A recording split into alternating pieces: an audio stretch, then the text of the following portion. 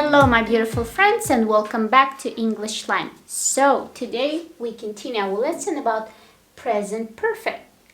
As you remember, in the previous lesson we learned with you present perfect and we talked about case number 1 when we use it.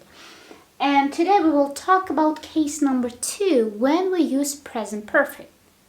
Okay, let's start. First of all, as usual, let's talk about the structure. Let's brush it up.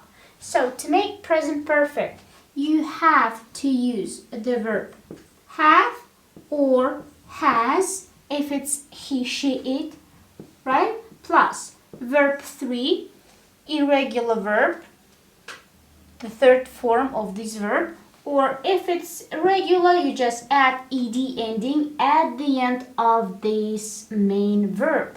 So this is our structure, or we can say formula of present perfect that you have to remember. So case number 2, when we use present perfect. So case number 2, we call it in short life experiences. Let me write it. Life experiences. I hope you know what does it mean, experience. So the things that happened to you during your life, the things that you accomplished during your life. Life experiences, right? For example, I will give you one sentence. The positive sentence, as usual. I have been to Japan. I have been to Japan. So, what do we have here? We have our verb have, and been is the verb 3 of the verb to be. Be was were been. I have been to Japan. When you talk about traveling to some countries, and if you use the verb be, verb 3, been, you have to use preposition to. I have been to America. I have been to Turkey. I have been to Italy, right? So, I have been to Japan. This is life experience. You see, we don't have the time. You don't say when did you go there. If you use the time, you have to use past simple. Nothing here. Just I have been to Japan. You can add some result. For example, I have been to Japan once. Once. One time. Or you can say twice. 2 times, right? Or then 3 times, 4 times, 5 times, or you can say many times. Many times, right? So this is actually the result. How many times have you been there? It's not the time, it's the regularity of going there.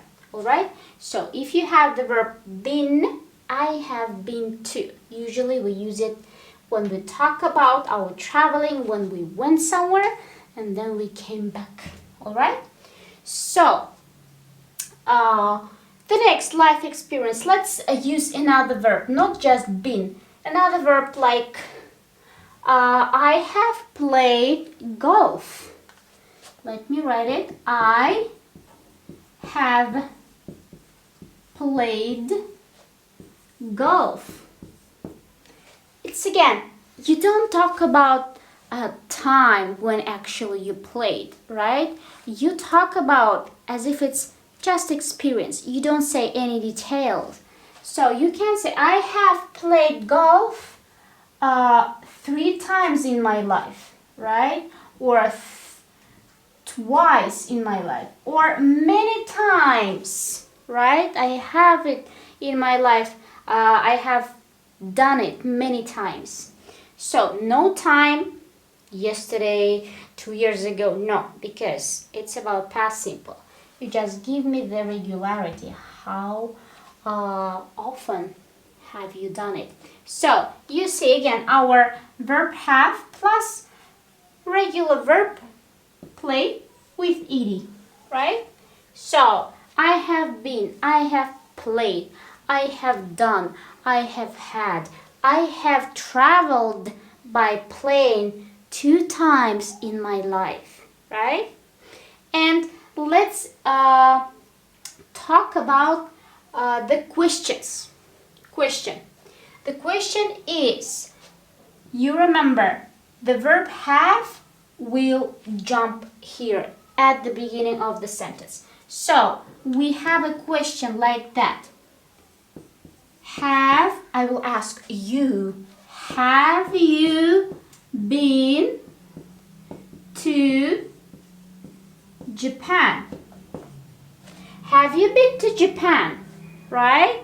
And you say, yes, I have been to Japan twice or once and so on. Or you can add the word ever. Have you ever been? Do you have this experience at least once in your life? Have you ever been? Right? You say, yeah, I have been to Japan once or twice. If you have the negative sentence, you use the helping word not, right? I have not been to Japan, or in short, we say I haven't been to Japan, and dot. If you haven't been, you don't have these results. Or you can say that it didn't happen like at all in your life. You can add, instead of not, you will use the word never. I have never been to Japan. Again, no result. I have never been to Japan. Have you ever been to Japan? I have never been to Japan. Have you ever played golf? I have never played golf, right? Let me write it for you. Have you ever played golf? The same, like, do you have this experience in your life of playing golf? Have you ever played golf? I haven't played golf. Or I have never played golf. If it's positive, you also can use these words. I have played golf 3 times in my life, or I have never played golf. What about you, my friends? Have you ever been to Japan? Have you ever played golf? Right? We are talking about our experiences. So, this is positive sentences, right? Without never. If you have never, you'll have negative sentences, right? And this is questions, all right? So, again, verb have, has plus verb 3 ed. In the questions, have or has just jumps at the beginning of the sentence. Very easy. Life experiences. We're just showing off what happened in our life. Have you ever read English books? Yes, I have read many English books. Have you ever written a book? No, I have never written a book, right? Super easy, very popular, very usable in everyday life. Plus, if you have he or she, let's practice with she, you know that it should be has, right? She has played golf 3 times in her life. She has never played golf in her life. And the question will be not have. We use this verb. It jumps here. Has she? Has she ever played golf? Right? So, your task is, my friends, to write as many sentences as possible about life experiences. First, you write 5 positive sentences. Next, you write 5 questions. And imagine that you don't have these experiences. Practice 5 negative sentences. So, 5 sentences about your life experiences. What have you done? Then the questions to these sentences. And then the answer should be negative, just for practice.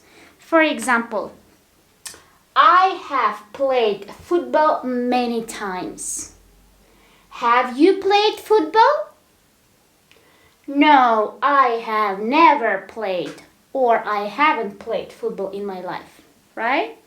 Positive, question, negative. 5 sentences about your life experiences. No time, just how many times you have done it. You can use it like that, all right? So, have you ever? I have never. Try to practice it. Try to say it. You write, you say. You write, you say it, okay? Try to sound like more natural, like that. So, that is all for today. Present perfect, life experiences, case number 2.